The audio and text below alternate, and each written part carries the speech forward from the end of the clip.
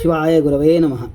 ఈ కార్తీక మాసంలో మనకు సాధారణంగా వచ్చే సందేహాల్లో కొన్ని ఏమిటంటే, మొదటగా ప్రతిరోజు తలస్నానం చేయాలా, అలాగే ఉపవాసం ఈ విధంగా ఉండాలి అని. సో ఈ కార్తీక మాసంలో సాధారణంగా చాలామంది చేసే పని ఏమిటంటే 30 రోజులు కూడా తలస్నానము చేయాలి అని అంటూ ఉంటారు. అయితే ఈ తలస్నానం అనేది కేవలం పురుషులకు మాత్రమే ఉంటుంది, స్త్రీలకు ఉండదు. స్త్రీలు తమకు వీలు కుదిరినప్పుడు తలస్నానం చేయవచ్చును.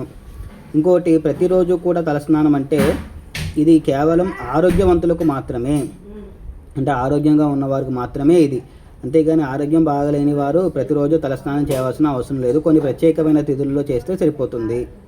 కాబట్టి మీ ఆరోగ్యాన్ని కూడా చాలా వరకు దృష్టిలో పెట్టుకొని ఆ విధంగా చేయండి తప్ప ప్రతిరోజు కూడా స్నానము సన్నీళ్ళతో చేయాలి. అయితే అది ఆరోగ్యవంతులకు మాత్రమే. కుదరని పక్షంలో మీరు వేడి నీళ్ళతో కూడా స్నానం చేయవచ్చు.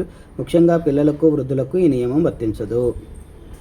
కేవలం ఆరోగ్యవంతులు మాత్రమే స్నానాలు, అది కూడా మీ ఆరోగ్యం సహకరించేందుకు మాత్రమే చేయండి. రెండవది ఉపవాసాలు. ఈ ఉపవాసం కూడా ఆరోగ్యాన్ని దృష్టిలో ఉంచుకొని చేయవలసిందే.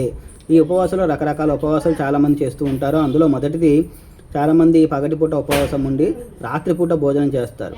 రాత్రిపూట భోజనం చేయడం అంటే చాలామంది చేసేది ఏమిటంటే మళ్ళీ 9కో 10కో భోజనం చేయడం కాదు. మీరు సంధ్య అయిన తర్వాత ఎప్పుడైతే నక్షత్రాలు కనపడతాయో నక్షత్రాలు చూసిన తర్వాత, నక్షత్ర దర్శనం చేసిన తర్వాత భోజనం చేయాలి. ఇది మొదటి నియమం. సరే, సాయంత్రం వరకు ఉండలేని వారు ఎవరైతే ఉంటారో మధ్యాహ్నం భోజనం చేసి తర్వాత సాయంత్రం ఉపవాసం ఉండవచ్చును. అదక్కడ ఉపవాసం అంటే కటిక ఉపవాసం అని కాదు, మీరు పాలు పళ్ళు తీసుకోవచ్చు. మన శరీరం నీరసించకుండా ఉంటేనే మనం భగవంతుని ధ్యానం చేయగలుగుతాం. కాబట్టి ఆ విషయంలో మాత్రం శ్రద్ధ వహించండి. అలాగే ఇది కూడా సేమ్ ఆరోగ్యవంతులకు మాత్రమే.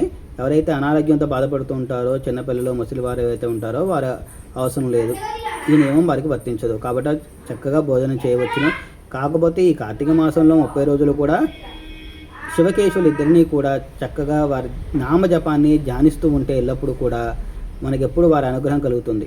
అంతేగాని మన ఆరోగ్యంతో బాధపడుతూ చేస్తే మన శరీరాన్ని మరింత నశింపజేసుకోవడం తప్ప దానివల్ల ఎటువంటి ఉపయోగం లేదు. కాబట్టి ఇలాంటి జాగ్రత్తలు తీసుకోండి.